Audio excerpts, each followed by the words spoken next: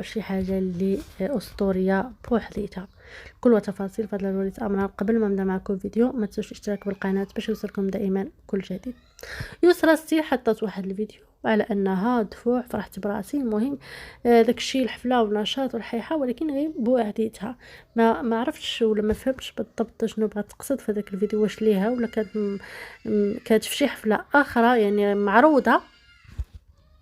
لكن صراحة الطريقة باش ترد على المنتقدين والمتنمرين هذه الطريقة الصحيحة باش تفادى كل حاجة، لأن كل أسرة ومشاكلها. حتى أنا بنت بحالي بحالها وما نبغيش يعني الأم ديالي دير لي ديك الشوهة اللي دارت لي في اليوتيوب وكل شيء عرفني بنت دايرة وفاعلة وتركة. صراحة ما تبغيها حتى شي وحدة، وفي الظروف اللي لقات مرات باها واقفه معها اكيد غادي توقف في جنبها وغادي تبغيها، لانها هي الوحيده اللي وقفت معها رغم انها شيطانيه حتى هي، والافعال ديالها والاقوال ديالها والكلام ديالها مستفز بزاف. المهم خلينا من الزوجه ديال الاب، غادي ندوزو غير اليسرى.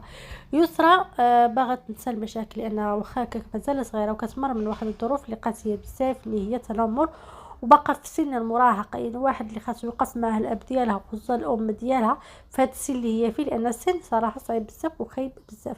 للاسف ما لقات حتى شي حد، لقات يعني فقط مرتباها.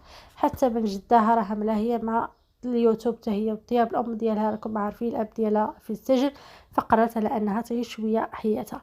ما عرفتش انا هاد الحفله اللي قلت لكم واش ديالها او ديال شي حد اخر. المهم قالت فرحت براسي. فإلا كان الصراحه احسن حاجه تستقر وتبعد لا من باها لا من امها، باش ما ديرش الفرزيات وتمشي تعيش حياتها ومستقبلها. بصحتك تهلا في راسك وكوني ايجابيه وما تبقيش تسوقي البشر. بنادم غير حاقد.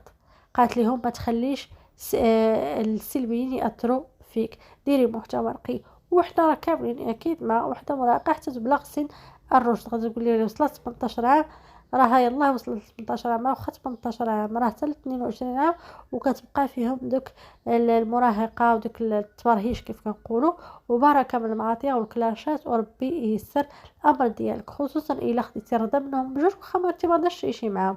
غير راها كتبقى الام ديالك. هادشي هو اللي مقلقني من داك وما حملتكش فيه بزاف، انك كتردي مع ام ديالك وبشي كلمات وشي الفاظ ديالي خيبه بزاف. راه قال الرسول عليه الصلاه والسلام الام ثم الام ثم امك ثم ابوك، يعني الجنه تحت اقدام الامهات. فلهذا خذي الرضا ديالهم بجوج ونسي كل شيء اللي فات، لان الام ديالك راه ضربك ما تبغي اللي ضربك، تعايرك ما تبغي اللي يعيرك، تدخل في ضربك تخلي اللي دار لك، ولكن باش يقولها شي حد اخر لا. وانما هي باش وصل لهذا المواصل حتى الغضب وحست بالحقره. حست ان الاب والام يعني تسلطوا عليها باش يغزو دوك البنات، باش يعمروا دوك البنات على الام دي، يعني غير شي حاجه ودايزه.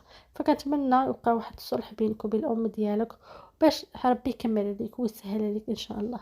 السلام عليكم، ما تنسوش تشاركوا بالقناه باش يوصلكم دائما كل جديد.